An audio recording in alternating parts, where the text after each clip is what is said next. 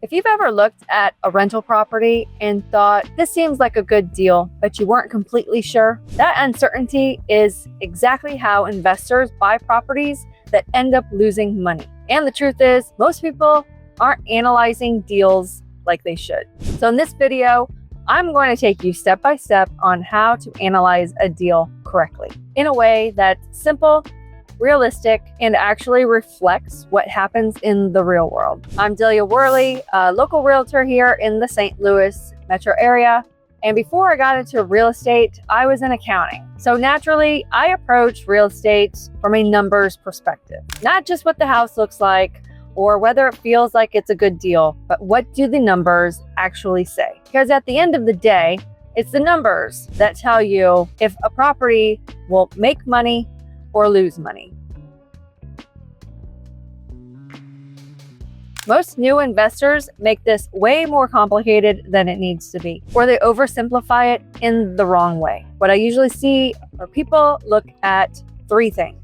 They look at the purchase price, they look at the rent they can collect, and maybe they look at the mortgage amount. And then they make a decision. And what a lot of them don't realize is there are many other expenses that go into whether a deal is a good deal or not. So what looks like it could be a great deal on surface could actually end up costing you a lot of money each month. So instead of guessing, I want to give you a framework that you can use to analyze each and every deal so that you know whether it's a good deal or not. There are 5 core things you need to understand. The purchase price, the amount of rent you can collect, your monthly expenses, the monthly cash flow, and your overall return. And if you understand those 5 things, you can analyze almost any deal with complete confidence. Let's start with rent, because this is your income. If the rent doesn't support the deal, nothing else will. Now, one mistake a lot of new investors will make is they rely too heavily on online estimates when it comes to estimating the monthly rent payment. They'll look at Zillow or maybe another rent estimating website and go with that number thinking that's accurate. But rent can vary significantly based on the condition of the property, the location, and even how the property is marketed. So what I always recommend is to look at actual comparables of the market itself. What are similar homes in the same area renting for? Same number of bedrooms, similar location, similar condition, because that's going to give you a much more realistic number. And when in doubt, always go on the conservative side when you're estimating. It's much better to underestimate and be pleasantly surprised than to overestimate and be short on cash every single month.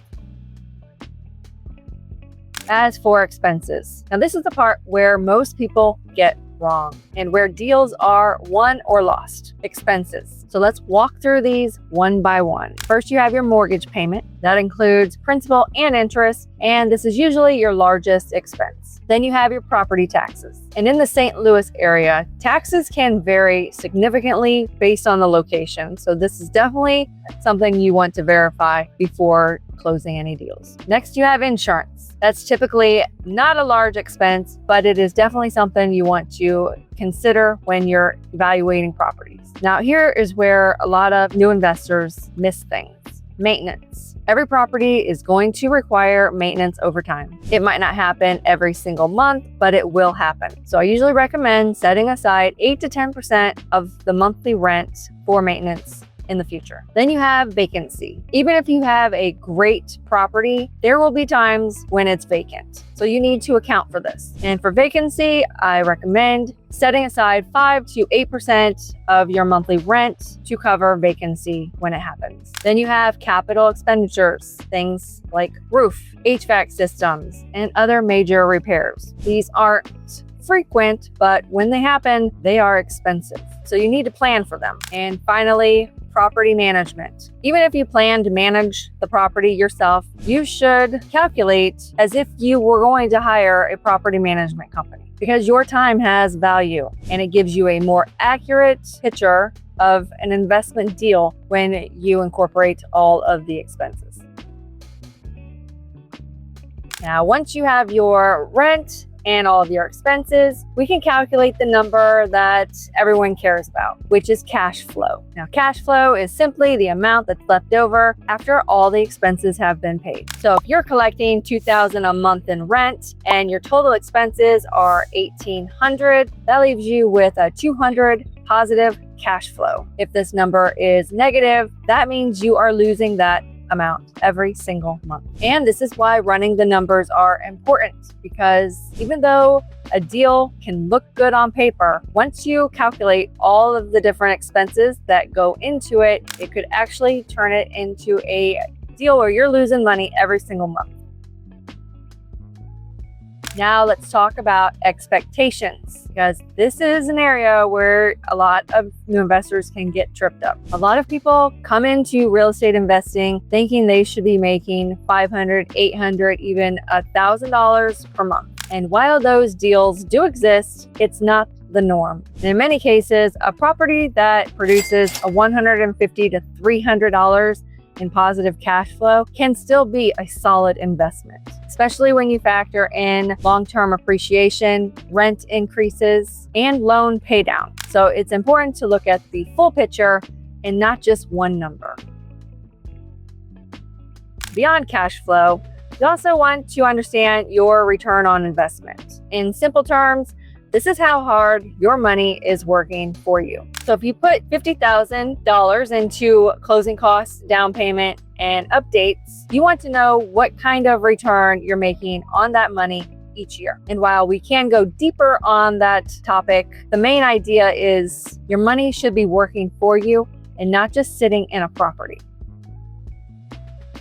Let me walk you through a few of the common mistakes I see. Number one, overestimating rent. People assume they can get top of the market rates without factoring in condition or competition. Number two, underestimating expenses. This is probably the biggest one. They forgot about maintenance costs, vacancy, or larger repairs. And number three, buying based on emotion. They fall in love with a property instead of focusing on the numbers. And number four, not planning for long term. Real estate is not just about what's happening in the first month. It's about what is happening long term.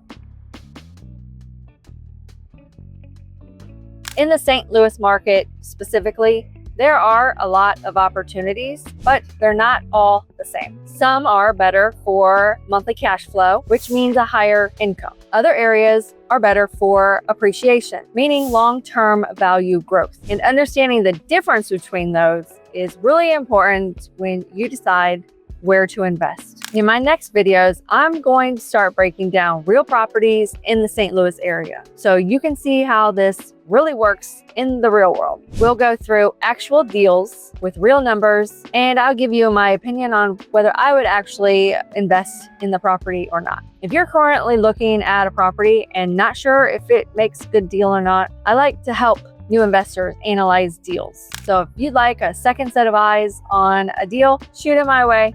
I would love to have a conversation with you. And if this video helped you, let me know in the comments. I would love to know what you find confusing when it comes to getting started in real estate investing. And if you found this helpful, make sure to subscribe so you don't miss the deal analyzing videos that are to come. And if you're looking to invest in the St. Louis area, I would love to help you out and be your investor-friendly agent. I help you choose deals strategically, not emotionally. See you in the next video. Thanks for watching.